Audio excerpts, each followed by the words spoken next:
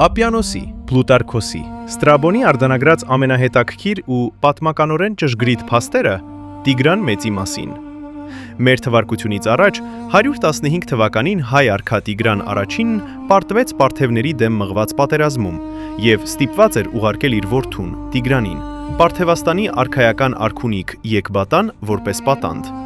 Տիգրանը շուրջ 20 տարի որպես պատանդ մնաց Եկբատանում, Պարթևաստանի արքայական արքունիքում, որը գտնվում էր այժմյան Իրանի տարածքում։ Սակայն նա ժամանակը զուր չվատնեց։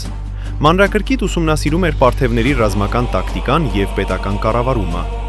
Մեր թվարկությունից առաջ 95-ին, երբ Հայաստանում գահը թափուր է մնում, նա պարթևներից ազատություն է գնում, նրանց զիջելով հայկական 70 հովիտները։ Գահ բարձրանալուց ընդամենը մի քանի տարի անց նա ոչ միայն հետ վերադարձրեց այդ հովիտները, այլև գրավեց հենց Պարթևստանի մայրաքաղաք Էկբատանը, ստիպելով Պարթև արքային հրաժարվել արքայից արքատիպոսից հոգից հոգուտ իրեն։